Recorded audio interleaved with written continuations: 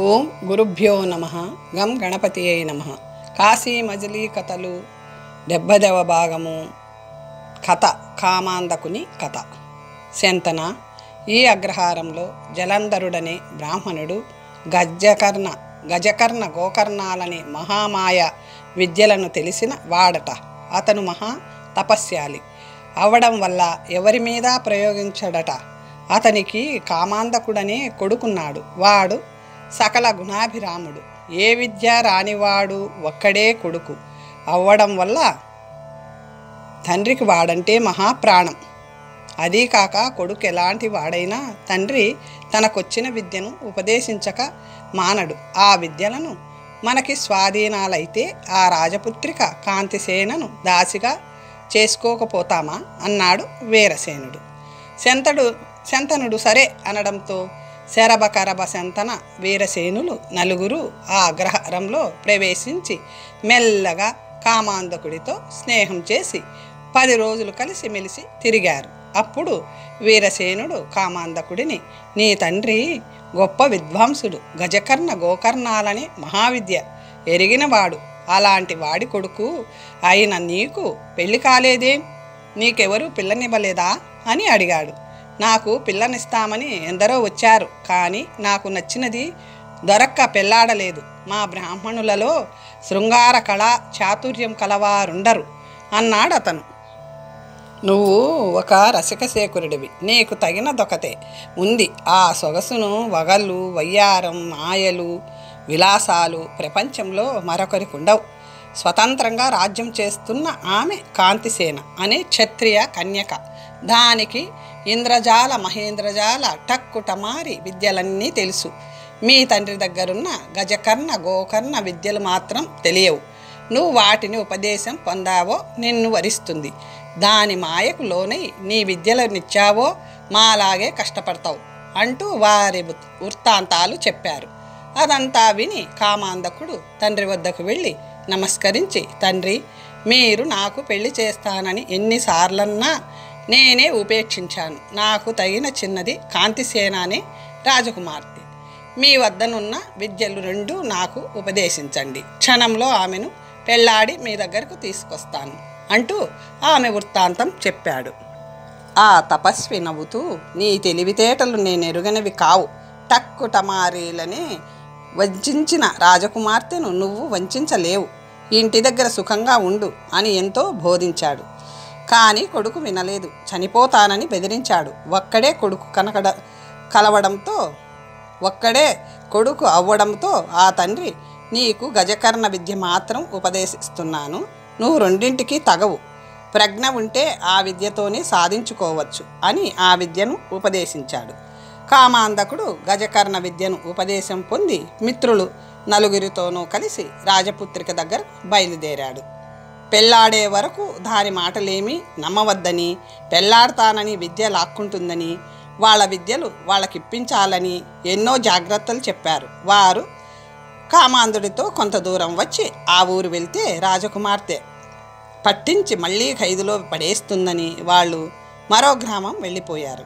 కామాంధకుడు ఆ ఊరు వెళ్ళి తనతో కలహానికి రమ్మని రాజపుత్రికకు లేఖ పంపాడు. కాంతిసేన మామూలుగానే కేసరికి కొన్ని మాటలు చెప్పి పంపించింది. కామాంధకుడికి నమస్కరించి, ఆర్య, నేను రాజపుత్రికకు అంతరంగిక దాదిని. ఆమె మీకు స్వాగతం చెప్పమంది. మీ విద్యా పాఠవాన్ని ఎంతో ఆశ్చర్యపడింది. మీరు లోకపూజ్యమైన విప్రవంశంలో జన్మించారు. త్రిలోక మోహజనకమైన విద్యలు సంపాదించారు. మీకు మా రాజపుత్రిక ఎదురాడగలదా? పూజించి అంతఃపురానికి తీసుకురమ్మంది. వీరసేనుడనే రాజపుత్రుడి ప్రోత్సాహంతో మీరు పోట్లాటకు వచ్చారని భావిస్తున్నాం. అతను మా రాజపుత్రికను పెళ్లాడతానని చాలా చిక్కులు పెట్టాడు అంటూ యుక్తిగా నేరం వీరసేనుని మీదకు తోసేసింది. నీ మాటలు చాలా ఆశ్చర్యకరంగా ఉన్నాయి శాంతిసేన. వారందరినీ పెళ్లాడతానని చెప్పి వారి విద్యలు లాక్కొని జైల్లో పెట్టించిందట కదా. ఆమె చాలా క్రూరాలని వాళ్ళు చెప్పారు. నీ మాటలు చూస్తే ఆమె తప్పేమీ కనపడదు. ఈ మాత్రానికే అంత ఇదిగా చెప్పారా? అయ్యా, నీటి కొద్దీ తామర అన్నట్లు మా రాజపుత్రిక క్రూరులకు క్రూరురాలే. టక్కరి టమారీలు వచ్చి చేసిన అల్లరి అంతా ఇంతానా? వారిని వంచడం తప్ప మీలాంటి వారిలో ఏ లోపం ఉందని కపటం చేయాలి? ఆమె అవివాహితగా ఉండిపోవడానికి ఫలం మీ వంటి వారు లభించడమే ఏమో అని అతనిని ఆమె పొగిడిసరికి అతను ఉబ్బిపోయాడు. నేను కాంతిసేనని పెళ్లాడడానికి అంగీకరించాను. ఆమె ముందుగా నా విద్య ఇమ్మంటే ఇవ్వను సుమా. మొదటే చెబుతున్నాను, మంగళసూత్రం కట్టాకే ఆ మాట ఆలోచిస్తాను. ఇందుకు ఇష్టమైతే ఆమెకు చెప్పిరా, లేకపోతే నేను అంగీకరించను అన్నాడు కామాంధుడు. కేసరిని నవ్వుతూ, ఆర్య, మీకు ఈ సందేహం ఎందుకు కలిగింది? మీరు భర్త అయితే చాలని మా రాజకుమార్తె కోరుకుంటుంది. మీ విద్యలు మాకేమీ అవసరం లేదు. మంగళసూత్రం కట్టాక ఇవ్వచ్చు అని అతన్ని వెంట పెట్టుకుపోయి రాజోపచారాలు చేయించింది. రాజపుత్రిక అని చెప్పి అలంకరించబడిన దాసి దానితో వివాహం చేసి ఆమె మెడలో అతని చేత మంగళసూత్రం కట్టించింది. తరువాత పెళ్లి కూతురి చేత గజకర్ణ విద్య తనకిమ్మని అడిగింది. పెళ్లి జరిగిపోయింది కదా, ఇంకెక్కడికి పోతుందని అతను ఆ విద్యను భార్యకు దారపోశాడు. అది ఆమె వెంటనే రాజపుత్రికకిచ్చింది. శాంభరీ విద్యా బలం కోల్పోయిన కామాంధునికి పట్టుకొని చెరసాలలో పెట్టించింది. ఈ వార్త గూఢచారుల వలన తెలుసుకున్న అతని మిత్రులు జలంధరుని వద్దకు వెళ్ళి, మహాత్మా, మీ కుమారునకు కాంతిసేన తగని అవమానం చేసింది. దాసీ పుత్రికతో పెళ్లి చేసి అతని విద్య లాక్కొని చెరసాలలో పెట్టించింది. ఉత్తమ బ్రాహ్మణ పుత్రులకు ఇలా చేయడం ఉచితమా అని రోషం ఎక్కించారు. నా మాట వినున్నందుకు ఇలాంటి ప్రాయశ్చిత్తం వాడికి జరగవలసిందే పొండి అన్నాడు ఆయన. కానీ అతని భార్య, వాడు చెరసాలలో ఉంటే ఊరుకుంటారా? వాడిని విడిపించుకొచ్చే వరకు నేను భోంచేయను అంది. ఆ తపస్వి, అయ్యో, నేనేం చేసేది? నా విద్యను పరుల పీడకి ఉపయోగించను. ఆమె నా మాట విని వాడిని వదులుతుందా? ఏం చెయ్యాలి అని ఆలోచిస్తుంటే అతని శిష్యుడు తిమ్మరుసు మనవడు రత్నపాదుడు అనేవాడు గురువుకి నమస్కరించి, మీరీ పని కోసం విచారించడం ఎందుకు? ఆ గోకర్ణ విద్య నాకు ఉపదేశించండి. ఆ రాజకుమార్తెను శిక్షించి మీ కొడుకుని విడిపించుకొని వస్తాను. అలా చేయలేకపోతే నేను తిమ్మరుసు మనవడినే కాను అన్నాడు. అతని బుద్ధిబలం తెలిసిన గురువు అతనికి అప్పటికప్పుడే ఆ మంత్రం ఉపదేశించాడు. నీకు మేము ఉపాయాలు చెప్పక్కర్లేదు, ఎవరిని నొప్పించకుండా కార్యం సాధించుకురా అని దీవించి పంపాడు రత్నపాదుడు. శంతనుడి నడిగి ఆ రాజపుత్రిక చరిత్రనంతటినీ తెలుసుకొని వారిని వెంటబెట్టుకొని ఆ పట్టణానికి బయలుదేరాడు. వాళ్ళు అతని రూపురేఖలు, విలాసాలు, ధైర్య సాహసాలు చూసి వీడు రాజకుమార్తెని తప్పకుండా జయిస్తాడు అనుకున్నారు. రత్నపాదుడి కథ. ఇంద్రజాల విద్యలలోకెల్లా అధికమైనది గోకర్ణ విద్య. దానిని మించిన మాయలే లేవు. రత్నపాదుడు అలాంటి గోకర్ణ విద్యతో ఆ పట్టణానికి వెళ్ళి మాయాబలంతో అనేక సైన్యాలను సృష్టించి భేరీ వాయిద్యాలు భూమిని దద్దరిల్ల చేస్తుంటే ఒక్కసారిగా ఆ పట్టణాన్ని ముట్టడించాడు. దానితో పౌరులందరూ తల్లడిల్లి తలో పక్కకు పారిపోయారు. కాంతిసేన కూడా తన సేనలను సిద్ధం చేసింది. కానీ నేల ఈనినట్లు శత్రు సైన్యం కనబడుతుంటే చూసి తన ఇంద్రజాల మహిమతో అవి మాయాబలాలని తెలుసుకొని ప్రజలకు ధైర్యం చెప్పింది. అయినా సరే వారు కాకావికలై పారిపోసాగారు. రత్నపాదుడు ఎవ్వరికీ కనిపించకుండానే ఒకసారి భూకంపం కలగజేసి ఆ ప్రాంతాన్ని బొంగరంలా గిరగిరా తిప్పేశాడు. మరో మాట పెనుగాలులు మబ్బులు సృష్టించి పిడుగుల వర్షం కలిగిస్తాడు. కల నుంచి మెలకువ వచ్చినట్లు తరువాత మళ్ళీ ఏమీ కనపడదు. ఒకనాడు పౌరులు రాజపుత్రిక వద్దకు పోయి, దేవి, నువ్వు ఉపేక్షిస్తే మేము నిలవగలమా? ఇలాంటి ఉపద్రవాలు ఎన్నడూ ఎరుగం. ఈ మాయలన్నీ నీ రాజ్యంలోనే సంభవిస్తున్నాయి. ఈ విపరీతాలకు హోమాలో యజ్ఞాలో జరిపించు అని ప్రార్థించారు. అందుకామె, ఇది ఒక మాయాజాలం, దీనికి మీరు భయపడ అక్కర్లేదు. ఇవేవి మిమ్మల్ని బాధించవు. 2-3 రోజుల్లో ప్రతిక్రియ చేస్తాను అని మన పట్టణానికి వింత వారెవరైనా వచ్చారేమో చూసి రండి అని 4 మూలలకి దూతలని పంపింది. ఒక దేవాలయంలో వారు రత్నపాదుడిని చూసి, మీ దేవురు ఏ దేశం అంటూ వివరాలు అడగగా అతనేమీ సరిగా చెప్పకపో పొమ్మన్నాడు. ఆ వార్తను దూతలు రాజకుమార్తెకు చెప్పారు. అప్పుడు ఆమె కేసరిని అతని వద్దకు పంపింది. ఆమె అతనికి నమస్కరించి యుక్తిగా అతని వివరాలు అడిగి, మా రాజపుత్రిక మీ క్షేమం తెలుసుకొని రమ్మంది. మా నగర ప్రజలకు వింతలను చూపించిన వారు దేవరయే అనుకుంటాను అంది. అందుకతను, మాది దక్షిణ దేశం, మేము బ్రాహ్మణులం, దేశాటన చేస్తున్నాం. మీ రాజకుమార్తె మాయా విద్యలలో చాలా ప్రౌఢ అని విని ఇక్కడికి వచ్చాం. మీరు చూసిన వింతలన్నీ నేను చేసిన జాలములే. మీ రాజకుమార్తె వాటికి ప్రతిక్రియలు చేసింది కాదేం అని అడిగాడు. ఆర్య, మీ సామర్థ్యం మరెవరికైనా ఉంటుందా? మీ ప్రభావంలో 1000వ వంతైనా కాంతిసేనకు లేదు. మీకెదురెలా చెప్పగలదు? ఇప్పుడు ఆమె వివాహం చేసుకునే అభిలాషతో ఉంది. విద్యలలో తననెవడో ఓడిస్తారో వారిని భర్తగా స్వీకరిస్తానని నియమం పట్టింది. మీ ముందు ఆమె ఓడింది కనుక మీరే ఆమెకు భర్త. రాజ్యంతో సహా ఆమెను పాణిగ్రహం చెయ్యండి అంది కేసరిని చతురంగంగా. కేసరిని, మీ రాజపుత్రిక చరిత్ర అంతా మేము విన్నాం. ఇదివరకే ఎంతోమందిని పెళ్లాడిందట. నేను ఆమెకి ఎన్నవ భర్తని? నా విద్యను ఓలిగా ఇవ్వాలా? తరువాత నన్ను కారాగారంలో పెట్టిస్తుందా? మీ మాయలలో పడడానికి నేను కరబ శరబ శంతనులను కాను, ఠక్కరి టమారీలను కాను. మా గురుపుత్రుణ్ణి శరసాలో పెట్టించారు. అతన్ని వదలకపోతే నా మాయా విద్య మహిమతో మీ పట్టణమంతటిని నీట కలిపేస్తాను చూడు అని అతను అనేసరికి కేసరిని, ఆర్య, మేము ఎందరో వంచకులని వంచిన మాట నిజమే. మీ దగ్గర నిజం దాచాం. మా మాయకు లోబడి మిగిలిన వానినే మా రాజపుత్రిక పెళ్లాడుతుంది. మీరు అతీతులు కనుక మీకు చెప్పాను. దీనిలో తప్పేముంది? రండి, మా రాజపుత్రికని పెళ్లాడండి అంది వినయపూర్వకంగా. మీ రాజపుత్రికను మేము పెళ్లాడదలుచుకున్నప్పుడు కదా మీరు వంచడం. మాకు అలాంటి అభిలాష లేదు. మా గురుపుత్రుని రప్పించమని చెప్పు అంటూ అతను ఆమెను మరేమీ మాట్లాడనివ్వలేదు. కేసరిని వెళ్ళి రాజపుత్రికకు అంతా చెప్పింది.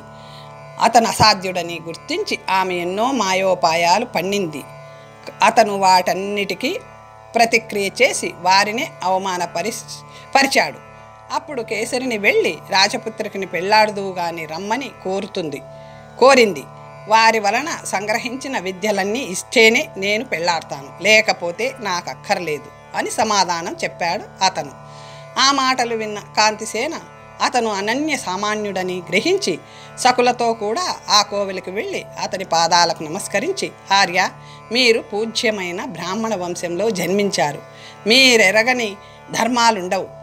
కరబ శరబులు బ్రాహ్మణులే అయినా దుర్మార్గులవ్వడం వల్ల ఆ విద్యలకు అర్హులు కారు. టక్కరి టమారీల దగ్గర అలాంటి మాయలుంటే లోకానికి ఎంత అపకారమో ఆలోచించండి. వీరసేనుడు రాజపుత్రుడే అయినా పూర్వాపరాలు తెలియనివాడు కనుక అతని దగ్గర కూడా ఆ విద్య తగనిది. మీ గురుపుత్రుని చాపల్యం మీకు తెలియనిది కాదు. దుర్జనుల దగ్గర ఇటువంటి విద్యలు ఉండకూడదని ఆ విద్యలను నేను లాక్కున్నాను. నాకు ఈ మాయ విద్యలతో ప్రయోజనం ఉందని కాదు. మీరు ఉత్తములు కనుక ఈ విద్యలన్నీ మీ వద్ద ఉండవచ్చును. మీకిప్పుడే దారపోస్తున్నాను, తీసుకోండి. మీ గురుపుత్రుని కూడా మీతో తీసుకువెళ్ళండి అని ఆమె ఎంతో నమ్మకంగా చెప్పింది. ఆ మాటలకు అతను చాలా సంతోషించి, నీ మాటలు చాలా చక్కగా ఉన్నాయి. ఈ విద్యలన్నీ నీ దగ్గర ఉండదగనివే. మా గురువు చాలా తపస్యాలి, సకల విద్యా పారంగతుడు. ఆయనకు లేక కలిగిన కొడుకుని పట్టుకొని నువ్వు కారాగారంలో పెట్టావు. అతని కోసం ఆ మహానుభావుడు చాలా పరితపిస్తున్నాడు. నువ్వు కామాంధకుడిని వివాహం చేసుకోవాలని నా కోరిక అన్నాడు. అందుకామె, సర్వజ్ఞులైన మీరు అలా అనడం నాకు విచారం కలిగిస్తుంది. అధముడికి ఆలి కావడం కంటే తమ్ముడికి దాసిగా ఉండడం మేలని పెద్దలంటారు. మీ గురుపుత్రుడు ఎటువంటి వాడో మీకే తెలుసు. అది కాక నన్ని విద్యలలో ఓడించిన వాడినే పెళ్లాడతానని నియమం చేసుకున్నాను. అన్నిటికంటే వ్రతభంగం ఎక్కువ కదా. మీ వంటి వారికి నేను చెప్పక్కర్లేదు అందామె వినయంగా. నువ్వనేది నిజమే, కానీ నా గురువు తన కొడుకు విజయం కోసం నాకు ఆ మంత్రం ఉపదేశించాడు. ఇప్పుడు నేను మరొకలా చేస్తే అతనేమనుకుంటాడు? అది నాకు సమంజసం కాదు. నువ్వు మరో మార్గం ఆలోచించుకో అన్నాడు రత్నపాదుడు. మీ గురువుగారి అనుమతితోనే మిమ్మల్ని వివాహం చేసుకుంటాను. వ్రతభంగానికి ఆయన మాత్రం సమ్మతిస్తాడా అంటూ సీత దృష్టాంతం చెప్పి అతనికి ఏమీ మాట్లాడకుండా చేసింది. అప్పటికప్పుడే దూతలని పంపి జలంధరుణ్ణి అక్కడికి రప్పించి రత్నపాదుడి గురించి చెప్పి, ఆర్య, మీరే నాకు తల్లిదండ్రులు, తగిన వరుడికి పెళ్లి చేయండి అని ప్రార్థించింది. ఆ తపస్వి ఆమె బుద్ధి కుశలతకు చాలా సంతోషించి రత్నపాదుడిని వివాహం చేసుకుని ఆజ్ఞాపించాడు. గురువు ఆజ్ఞ మేరకు రత్నపాదుడు కాంతిసేనని వివాహం చేసుకొని కామాంధకుడు ప్రధానిగా, వీరసేనుడు సహాయకుడిగా, కరబ శంతనులు పరిహాస సకులుగా ఆ రాజ్యాన్ని చాలా కాలం పరిపాలించాడు.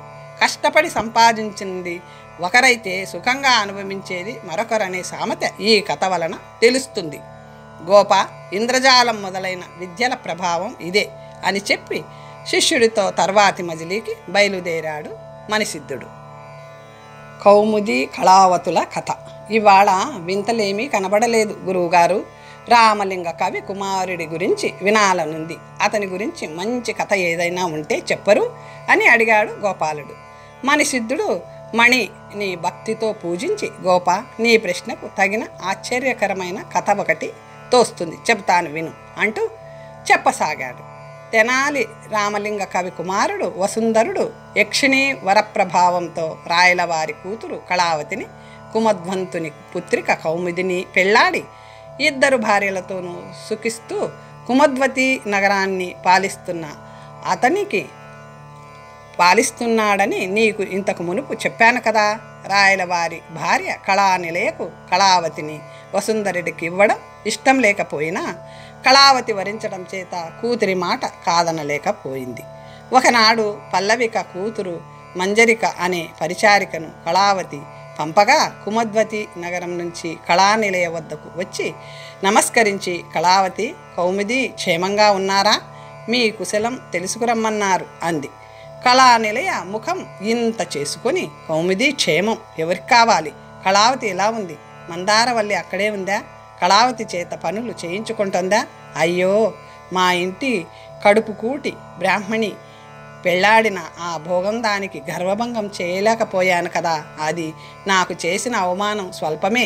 నా ముద్దుల కూతుర్ని దానింటికి దాసిగా చేయవలసి వచ్చింది. పాడు విధి. ఈ మానవతి శిరోమణికెంత అవమానం కలగజేశావు. అయ్యో, నా బిడ్డ రహస్య విశేషాలు ఏమైనా చెప్పిందా? చెప్పు అంది. అమ్మ, కళానిలయ కళావతి భర్తకు ప్రాణంలో ప్రాణంలా ఉంది. మందారవల్లి ఆమెను కన్నబిడ్డలా చూసుకుంటుంది. కౌముది ఆమె మీద ఎంత ప్రేమో చెప్పలేను. వసుంధరుడికి పట్టమహిషి అయిన రాజ్యం ఆమె పాలిస్తుంది. ఆయన 2 భార్యల్ని సమానంగా చూసుకుంటున్నాడు. ఇప్పుడు 2 గర్భవతులయ్యారు. మీకు మనవడు పుట్టబోతున్నాడు. ఆ శుభవార్త చెప్పాలని వచ్చాను. కళావతికేమీ లోపం లేదు. ఇంతకంటే మీతో ఏం చెప్పమనలేదు అంటూ ఆమె అక్కడి కథంతా చెప్పింది. ఆ వార్త విని కళానిలయ మురిపెంతో, ఏమిటి, గర్భవతులయ్యారా? అయితే నా కూతురు వేడుకలు చూసేదెవరు? మందారవల్లి బిడ్డలను కని ఎరగదా? నెలలు నిండిన పిల్లను పుట్టింటికి పంపక తన దగ్గర ఉంచుకుంటుందా? నీకు కడుపు నిండా కూడు పెడుతుందని ఊరికే దానిని పొగుడుతున్నావు. చాలులే, అయ్యగారి దగ్గర వెళ్ళి మందారవల్లి పెట్టే కష్టాలన్నీ చెప్పు, వెళ్ళు అని కొన్ని మాటలు చెప్పి పంపించింది. ఆమె ముందుగా తన తల్లి అయిన పల్లవిక వద్దకు వెళ్ళింది. అమ్మా, కళానిలయ విద్వాంసురాలైన సహజమైన క్రూర గుణం వదిలింది కాదు. కళావతి అక్కడ ఎంతో సుఖపడుతుంటే అయ్యగారితో లేనిపోని నేరాలు చెప్పమంది. వసుంధరుడి 2వ భార్య కౌముదికి గర్భస్రావం అయ్యేటట్లు చేయమంటుంది. అప్పుడు కానీ తన కూతురు చూలికి సంతోషించదట. ఈ మాటలు నీకు చెప్పమంది. నేను ఈ ద్రోహం చేయలేను, నువ్వే ఆలోచించుకో అంది. అందుకు పల్లవిక, అమ్మాయి, యజమానులేం చెబితే అది చేయడమే తప్ప మంచి చెడులను విమర్శించే పని మనకి లేదు. ఆమె తండ్రి నిన్ను ఆమెతో అరణగా పంపాడు. తరతరాల నుంచి మనం వాళ్ళని ఆశ్రయించుకొని ఉన్నాం. మన శరీరాలు వాళ్ళ తిండితో పెరిగాయి అంటూ ఆమె తన కూతుర్ని ఒప్పించి రాయలవారి వద్దకు పంపింది. కానీ ఆమె మాటల నుంచి రాయలు ఏమీ తేల్చుకోలేక కళావతిని తీసుకురమ్మని మంజరికను పల్లకీతో పాటు తగిన పరివారం ఇచ్చి పంపాడు. కౌముది కళావతులు అక్క చెల్లెళ్ళ కంటే ఎక్కువగా మెలుగుతూ 2 ఒకే చోటనే ప్రసవించాలని నిశ్చయించుకొని ఉండడంతో కళావతి వచ్చిన పరివారాన్ని వెనక్కి పంపివేసి తర్వాత ఎప్పుడో వస్తానని ఉత్తరం రాసి పంపింది. ఒకనాడు మంజరిక వచ్చి, అక్కలారా, ఎక్కడి నుంచో ఒక ఎరుకల సాని వచ్చింది. త్రికాల వృత్తాంతాలన్నీ మహర్షుల కంటే కూడా చక్కగా చెప్తుందట. మీకెలాంటి సంతానం కలుగుతుందో చెప్పగలదట అంది.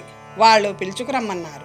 అది వచ్చి జరిగినవన్నీ యథాతథంగా చెప్పి వాళ్లను ఆశ్చర్యంలో ముంచి తనపై నమ్మకం కలిగించుకుంది. అది కళావతికి గొప్పవాడు కొడుకుగా పుడతాడని, కౌముది గర్భంలో భూతం ఆవేశించి ఉన్నందున గర్భం కొద్ది రోజులలో విచ్ఛిన్నమవుతుందని చెప్పింది. అందుకు కళావతి చాలా విచారిస్తూ, అలాంటి విపరీతం జరగకుండా కాపాడగలవా? నీకు మంచి పారితోషికం ఇస్తాను అంది. అది ఒక వేరు తీసి, రాబోయే గ్రహణం నాడు ఇది అరగదీసి కడుపు లోపలికి పుచ్చుకో అంది. ఆ వేరుని భద్రపరచమని కౌముది పరిచారిక పాటలికకిచ్చి దీనికి కానుకలిమ్మని కళావతి మంజరికకి చెప్పింది. ఆ ఎరుకల సాని ప్రసవమయ్యాక మళ్ళీ వచ్చి పాపలని దీవించి అప్పుడే కానుకలు తీసుకుంటానని వెళ్ళిపోయింది. గ్రహణం నాడు కౌముదే జ్ఞాపకం మందిమ్మని పాటలికను అడిగింది. కానీ అది ఆ వేరులో ఏదో విశేషముందని గర్భవతి అయిన తన కూతురు మాధవికి అరగదీసి ఇచ్చేసింది. కౌముదికి మరేదో వేరు అరగదీసి ఇచ్చింది. కౌముది ఆ మందు తిని పడుకుంది. మాధవికి ఆ మందు తిన్నప్పటి నుంచి కడుపులో బాధ కలిగి 2 గడియలలో గర్భస్రావం అయింది. పాటలిక మంజరిక దగ్గరకు పరిగెత్తుకుపోయి ఆ ఎరుకల సానిచ్చినది దివ్య ఔషధమని కపటం చేసి, కౌముదికి కాక నీ మరదలకిచ్చాను, దాని కడుపు చెడిపోయింది, కౌముదికి కొట్టవలసిన ముప్పు మనకి కొట్టింది అంటూ విలపించింది. అయ్యో, నా తమ్ముడికి కొడుకు పుడతాడని నేను గంపెడాశ పెట్టుకున్నాను. నాతో చెప్పకుండా అలా ఎందుకు చేశావు? ఎరుకల వాళ్ళిచ్చినవన్నీ నమ్మేయడమేనా? అలా ఎందుకు చేశావు? ఎరుకల వాళ్ళిచ్చినవన్నీ నమ్మేయడమేనా అంటూ మంజరిక ఏడ్చింది. 2 రోజులకి పల్లవిక వచ్చి మంజరికను ఇక్కడికి విశేషాలు ఏమిటని, కౌముదికి గర్భస్రావమైందా? అది నిజమా? కళానిలయ తెలుసుకురమ్మన్నది అంది. మంజరిక అడలిపోతూ, తల్లి పరులకు చెడపాలనుకునేవారు తామే చెడిపోతారు. కౌముదికే లోపం లేదు. నువ్వు పన్నిన కత్తెర నీ నరమే నరికింది, నీ కోడలి గర్భమే చెడింది అంటూ జరిగినదంతా చెప్పింది. పల్లవిక గుండెలు బాదుకుంటూ, అయ్యో, ముద్దుల మనవడు కలుగుతాడని ఎంతో ఆశపడ్డాను. ఆ ముసలిముండ ఇలాంటి పనెందుకు చేసింది అంటూ ఏడ్చింది. ఎవరిని నిందించి ఏం ప్రయోజనం? దేవుడే మనకి బుద్ధి చెప్పాడు. ఇకపై ఇలాంటి పనులు చెయ్యకు అని మంజరిక చెప్పినా, అమ్మాయి, నీ వేదాంతాలకు చల్లారిపోయేదాన్ని కాను. నేను కళానిలయకి ప్రధాన దాసిని, చేయవలసింది చివరి వరకు చేసి తీర్తాను అంది అసూయతో. ఇద్దరూ కళావతి వద్దకు వెళ్ళారు. పుట్టింటి విశేషాలు అడిగిన కళావతికి పల్లవిక రాయల వారిచ్చిన ఉత్తరం అందించింది. దానిని ఆమె చదువుకొని భర్తకివ్వగా అతను చదివి చిరునవ్వుతో, నిన్ను పంపనందుకు మీ తండ్రి తప్పుగా తలిచి ఏమేమో రాశారు. పెద్దవాళ్ళకి కోపం తెప్పించకూడదు. నువ్వొక్కసారి వెళ్ళి చెప్పే పురిటికి రావచ్చును అన్నాడు. కళావతి మర్నాడే తగిన పరివారంతో పుట్టింటికి వెళ్ళి తల్లిని కౌగిలించుకొని ప్రేమని ప్రకటించింది. అమ్మాయి, తల్లికి పిల్లల మీదుండే ప్రేమలో 1000వ వంతు కూడా పిల్లలకి తల్లి మీద ఉండదు. నీ కోసం నేను అనేక బాధలు పడుతుంటే నువ్వు మందారవల్లి మాయలో పడి నన్ను తలవవు. నిన్నేమనాలి అన్నది. నేనక్కడ సర్వ సౌఖ్యాలు అనుభవిస్తుంటే నీకు దుఃఖమెందుకు? అత్త ఉత్తమ గుణ విద్యావేత్త, భర్త సద్వర్తన చక్రవర్తి, సవతి భూలోక మానవతి. ఇక నాకు కొదవేమిటి? ఇద్దరము ఒకే చోట పురుడు పోసుకోవాలని నియమం చేసుకున్నాం. దీనిలో తప్పేమిటి? కౌముది నన్ను వదిలి గడియ ఉండలేదు అంది కళావతి. అందుకు కళానిలయ, కౌముది కపటం నీకు తెలియదు. నిన్నిక్కడికి రానివ్వకుండా అక్కడే పురుడు పోసుకోమని అది ఎందుకందో తెలుసా? నీ సంతానాన్ని చంపించి మగడికి తానొక్కతే ప్రీతి స్థానం పొందాలని అని ఇంకా ఏదో అనబోతుంటే కళావతి, కౌముది గుణం నీకేం తెలుసునని అలా అన్నావు? ఆమె భూలోక మాత, అసూయ అంటే ఎరుగనిది.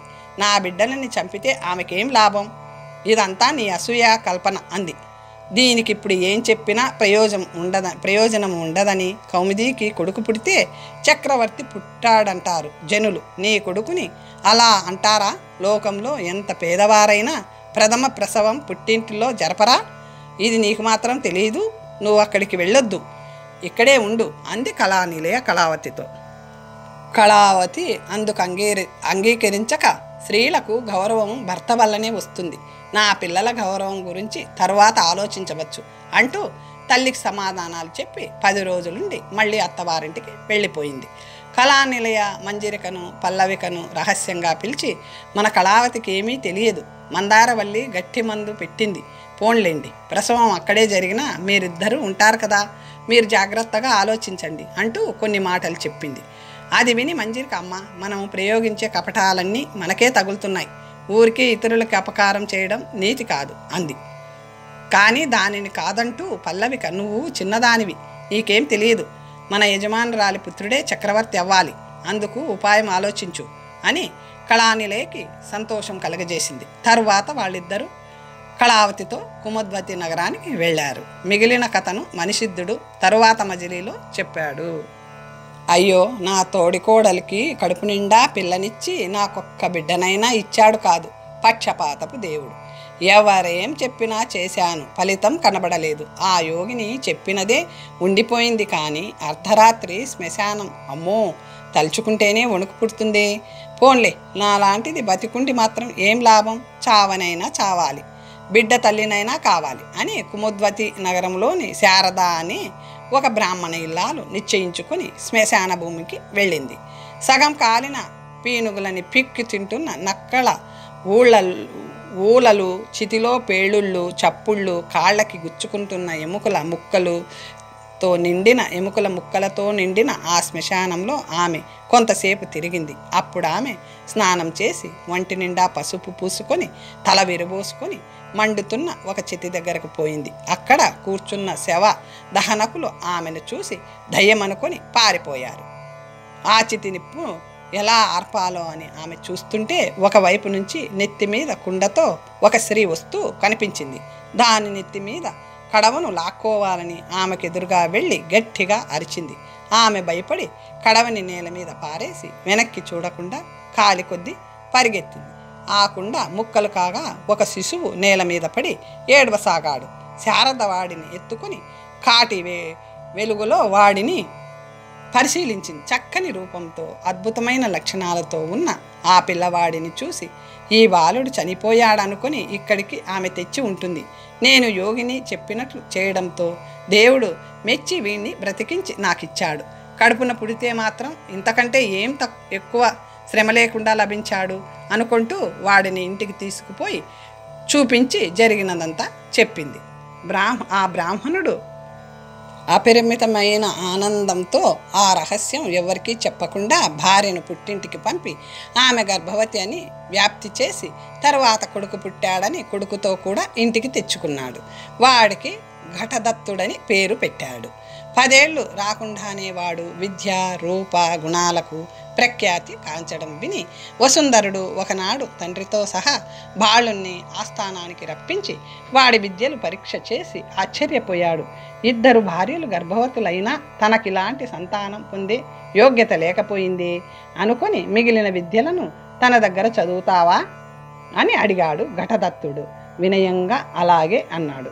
వసుంధరుడు ఉపాధ్యాయుడై ఘటదత్తుడికి విద్యలతో పాటు ఆయుధ సాధనము, అశ్వారోహణము మొదలైన వ్యాయామ విద్యలు కూడా నేర్పించాడు. గురువుకే తప్పులు దిద్దగల అతని బుద్ధి బలానికి ఆశ్చర్యపోతూ అతని మీది ప్రేమతో ఘటదత్తుడిని ప్రధానమంత్రిగా చేసుకొని అతనిని వదిలి ఉండలేక రాజమందిరంలోనే అతను ఎక్కువ కాలం గడిపేలా ఏర్పాటు చేశాడు. ఒకనాడు అతన్ని అంతఃపురానికి తీసుకుపోయి భార్యలకు చూపగా కళావతి కన్నీరు పెట్టుకుంది. కౌమిది తల ఊపి చిరునవ్వు నవ్వింది. అందుకు కారణం అడగగా కళావతి, నా కానుకు అలా కాకపోతే ఈ పాటికింత వయసు కొడుకుండేవాడు కదా, అలాంటి కొడుకే ఉంటే మీరెంత ఆనందించేవారో అని వెనుకటి కథ జ్ఞాపకం వచ్చి కన్నీరు పెట్టాను అంది. దేవా, చిన్న విషయాలకు శంకిస్తే ఏం చెప్పలేను, కానీ ఎంత హితుడైనా తరుణ వయస్కుడైన రూపవంతుడిని అంతఃపురానికి తీసుకురావడం క్షత్రియుడెప్పుడు సహించడు. మీరు బ్రాహ్మణ ప్రభువులు కనుక ఇలా చేశారు, అందుకే నవ్వొచ్చింది అంది కౌముది. కొడుకుతో సమానుడు కదా అని తీసుకువచ్చాను, కానీ వీడి మీద కౌముది మనసు పడినట్లుంది. మాటలలో కూడా తొణికిష ఉంది. మరోసారి పరీక్షించి కర్తవ్యం ఆలోచిస్తాను అనుకున్నాడు అతను. ఒకనాడు వసుంధరుడు రాయలవారి వద్దకు వెళ్ళవలసి వచ్చి పని పడగా వెళ్ళవలసిన పని పడగా కళావతిని మాత్రమే వెంటబెట్టుకొని కౌముదిని ఉంచేశాడు. ఘటదత్తుడిని రమ్మనగా మొదట అంగీకరించిన ప్రయాణ వేళకు శూల నొప్పి రావడంతో ఆ విషయం చెప్పి మానేశాడు. వసుంధరుడు 10 రోజులయ్యాక తిరిగి రాగా అతని మంచం తలవైపు ఒక ఉత్తరం గుచ్చబడి ఉంది. మహారాజా, అన్నీ తెలిసి కూడా రూపవంతుడైన ఘటదత్తుడిని అంతఃపురానికి తీసుకెళ్ళావు. అదే కొంప ముంచింది. అతను కపట వ్యాధితో మొన్న మీతో రాకపోవడానికి కారణం ఊహించుకోగలరు. అతను మీ అంత వాడు, అతన్ని కాదనగలిగేదెవరు? అది చదువుకొని వసుంధరుడు కోపంతో పళ్ళు పటపటా కొరుకుతూ, దురాత్మ, ఘటదత్త, ఎంత కృతజ్ఞుడివి అయ్యావు, బ్రాహ్మణుడివైపోయావు. కానీ లేకపోతే ఇప్పుడే నీ తల 100 ముక్కలు చేయకపోదునా అంటూ కత్తి తీసి మంచం మించి ఉరికి అంతలోనే ఏదో ఆలోచిస్తూ ఆత్రంగా అలాగే గడిపాడు. ఘటదత్తుడు వచ్చి, మహారాజా, ఇవాళ సూర్యోదయమైనా నిద్ర లేవలేదేం అని అడిగేసరికి, ఛీ గురుద్రోహి, నువ్వు మహాపాపాత్ముడివి, నీ మొహం చూడకూడదు, ఈ క్షణంలోనే దేశం నుంచి పో, లేకపోతే నీ తల కోటగుమ్మానికి కట్టిస్తాను అని అతని ముఖం చూడకుండా అటు తిరిగిపోయాడు. ఘటదత్తుడు నిర్ఘాతపోయి నోరు పెగలక రాజమార్గాన పడి నడవసాగాడు. రాజభటులు, సామంతులు ఛత్రాలు వాహనాలతో అనుసరించబోతే వారిని మౌనంగా వారించి నడిచి సమీప మహారణ్యంలో ప్రవేశించాడు. మిట్ట మధ్యాహ్నం వరకు నడిచి అలసిపోయి ఒక చెట్టు నీడలో కూలబడి, హా దురదృష్ట దేవత ఎంతలో వచ్చేసింది, ఉదయం వరకు రాజవైభవం అనుభవించిన నేను గడియలోనే పరమ నిర్భాగ్యుడనై పోయాను. ఆయన నన్నెంత చక్కగా చల్లగా చూసుకునేవాడు.